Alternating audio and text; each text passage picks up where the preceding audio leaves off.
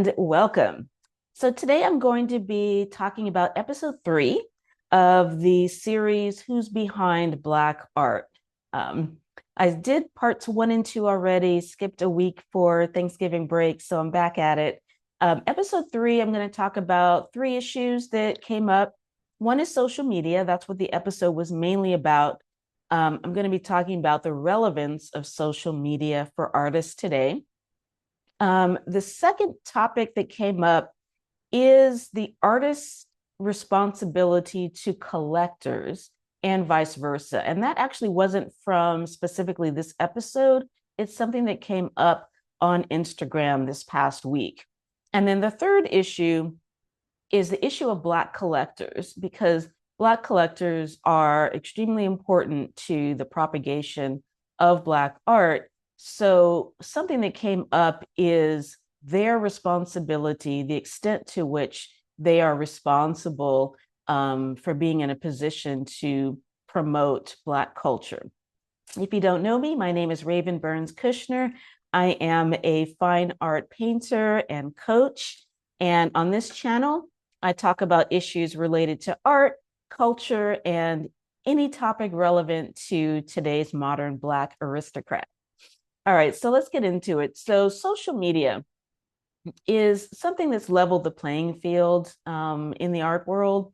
It used to be exclusively the domain of gatekeepers, galleries in particular. A lot of games were played on collectors as well as artists, where there were certain barriers where you had to prove yourself worthy in one way or another in order to not only be represented by a gallery, but even to purchase work. It's not like with anything else where you would be able to just walk in and I want to buy a piano, so I'm just going to buy a piano. No, you had to be, if you wanted to buy a piece of art in the old system, you had to be deemed worthy to purchase that art. So worthiness could be your position, who else you've collected, of course, income. If you're purchasing art, you have a certain income, but of course, that's a factor. So the reason why they did that is the gallery was trying to protect its artists by putting it in the right homes so that that would forward the career of the artist and also the gallery. And that not only would they make money in the short term, but that they would be kind of nurturing the artist's career to make the most money off of them over the lifetime of their career. So it was strategic, and it is strategic, and also paintings are valued, artwork is valued not only by the artist and their credentials, but also the provenance, which is whose home has it been in before. So if you've been in a very prestigious home and a piece of artwork has, and then it goes on to an even more prestigious buyer's home, that same artwork can jump in value just because of that. So there's a lot of factors that go into it. It's very nuanced. It's a very niche field. But these days, social media has really opened that up so that aspiring artists and also aspiring collectors are not as reliant upon that system. So if you're a collector and you type in search terms related to, say, Black artists or fine artists or whatever it is you're looking for, you can connect directly with the artist and not have to go through the system. There's benefits to the system in the sense that the gallery could at least theoretically vet the artist so that you would know you're getting someone good. But really these days, if you're a collector and you want to connect directly with an artist, you can vet the artist yourself. You can look through their social media history. You can look at their CV, their resume. You can speak directly with them and interact with them. And you can get a good sense of, is this an artist that I want to support and whose work I agree with? And you can see in their social media feed the history of their art. So you can get kind of a feel for their aesthetic and where they're going. And if they're a good artist, then they're also talking about the next direction in their artistic journey. So it's a good way for you to, without interference of gallerists and all that's involved with that, you can directly connect with the journey of that artist and be investing not only in the artwork, but in the individual. That being said, social media is not necessary for all artists. Every artist has to make that decision, and also the collectors have to make that decision if they want to use social media to buy and sell the artwork. It isn't necessary if, for example, you do a lot of personal networking. If you are in the top tier art world, it's not as necessary because the top tier art world, meaning blue chip galleries, by blue chip meaning only the most exclusive, quote unquote, artists from, the finest MFA programs in New York, for example, that kind of stuff. If you are in with those types of galleries, social media may not be as important because that work is being bought and sold no matter what. So if you get in good with them, social media may not be as important. But if you are someone like me, for example, where you really value personal freedom and democracy and you don't want to do that route, or if you're not really qualified for that route, because they're looking for very young, again, people that they can sort of, I don't want to say exploit, but people that they can use for their life of their career to make the most money as possible. So if that's not really your bag or you're not in that game, then I really believe that if you want to maintain your autonomy, if you want that direct connection with your collectors and building those relationships, then social media is really important for getting that exposure. It isn't 100% necessary, but if you're self-representing, it's very important.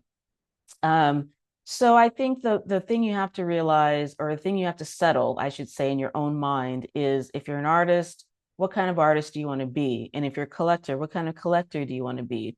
Are you a collector that wants to buy and flip? If you are, you're better off going to through the gallery system because it's more designed for that. It's more designed for people that really are looking at art as a way to diversify their investments. Not all of those people even care about art or know anything about art, which is another reason why they're relying on gallery, owners to tell them what's good and what isn't. And they have a vested interest in pushing certain things and withholding others. So, but if you want to be that collector, that's really your best route. If you love art and you really want to support the culture and you really value aesthetics and you value creators and you really want to move Black culture forward, or any culture forward, whatever it is you're supporting, then it's better for you to really just do the work. And it's fun. It's fun work, investigating different artists, talking with them, getting to know them, and deciding who it is you want to support.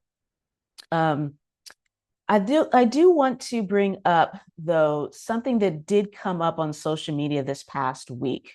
There was a post from Black Art America in which a collector had expressed dismay because one of the artists that they collected had created a work that's very similar to a work that they had already bought. And it was very similar. It wasn't the same, but it was very, very similar. And they were upset because that artist had, basically created another piece that was almost exactly the same, and they're selling it. And the collector was, I forgot the words that they used, but they were just upset about it and disappointed. And the comment section was flooded with vitriol. Artists were outraged. How dare this collector believe that they can tell the artist what to do? And how dare they? Who are they? They can't tell the artist what they can and can't create. Artists always want to re-explore, similar thematic matter, and it's no one's business to tell them what they can and can't paint.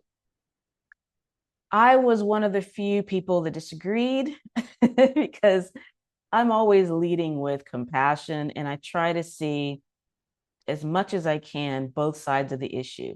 Now, I'm an artist, so I'm going to naturally see the artist's point of view. So, of course, as an artist, yes, it's your right to create whatever it is you want to create. If you want to redo a certain subject matter, redo a particular painting even, and you want to do that as many times as you want, that is your right.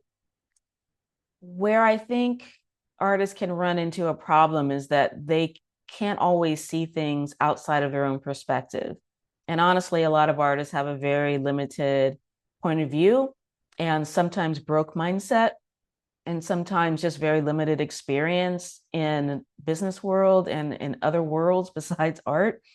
And if you look at it from a collector's point of view, even if they are not directly trying to flip a painting or even do it for financial gain, still, the reason why they're willing to spend the kinds of money that art requires is that they think they're purchasing something that doesn't exist anywhere else.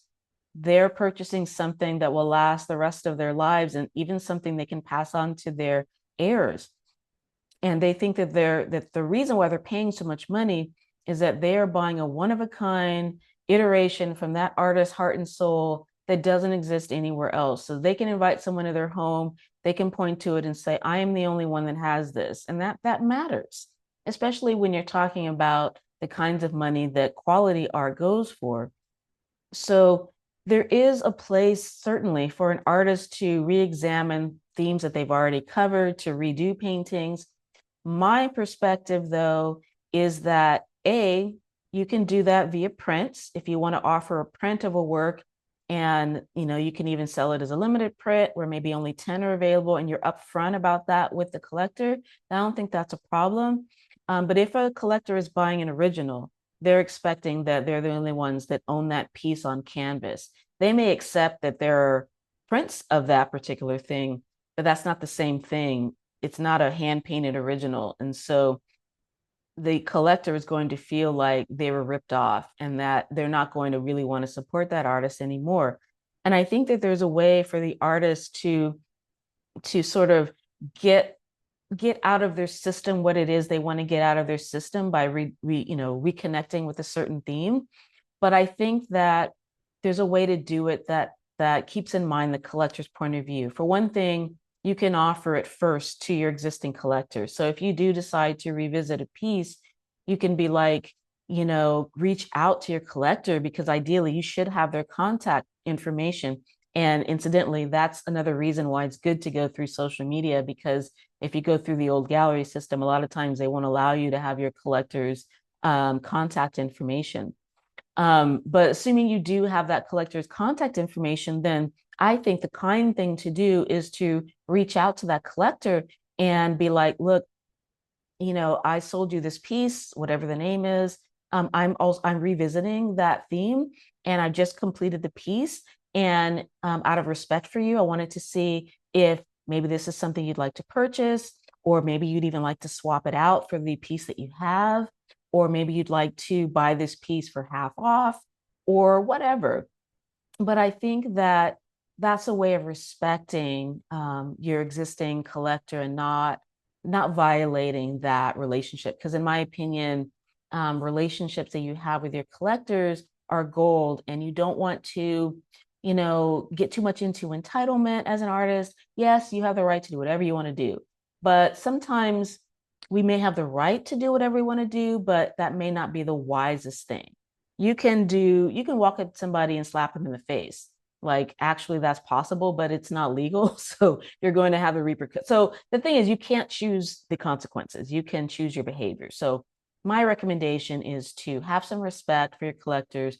Realize that when they're shelling out good money for your art, they're doing it from a place of thinking that they're getting something special. And just a heads up, if you're going to do something like that, that might make them feel a certain type of way, I think goes a long way to really having solid relationships with your collectors.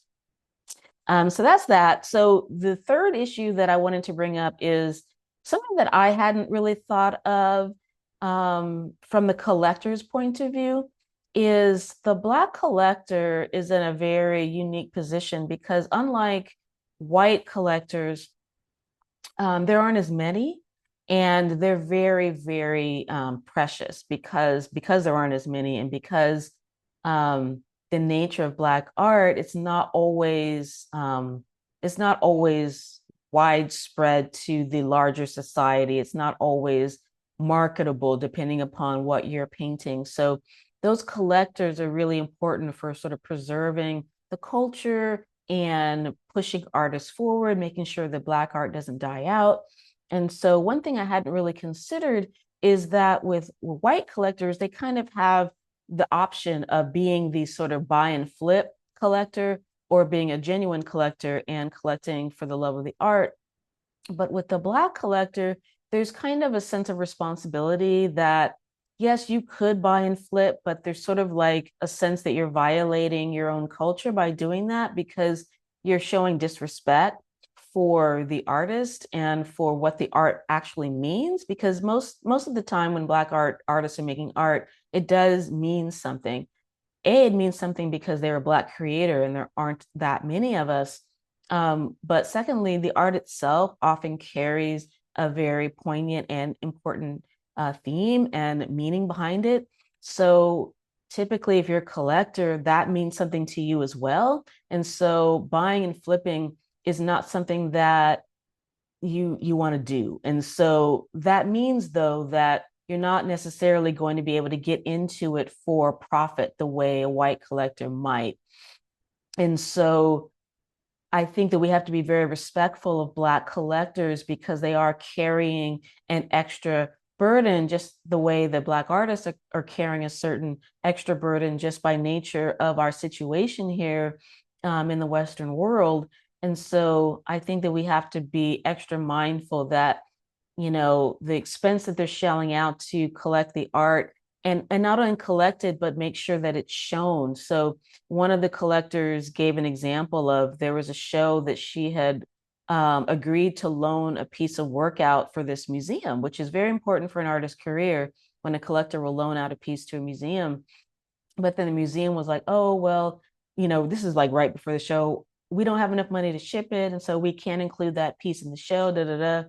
So the collector was like, okay, I will have my installers, ship it. We'll do FedEx, we'll get it out to you. So that artist was able to be included in that show, which is good for the artist and good for the collectors. So, because it raises the value of the piece and so on and so forth. But I just think it's good for us to keep in mind as Black artists that the Black collectors are carrying a little bit of extra burden. And so we want to be extra respectful towards them and realize that this is a win-win situation for the both of us. So that's it for episode 3. It was really cool at the end because the collectors were able to get in a room with the artists and they were all able to meet each other and have some really interesting dialogue. So I really recommend this series. I'm going to do the next and final episode 4 next time. So until then, have a beautiful week and I will see you then.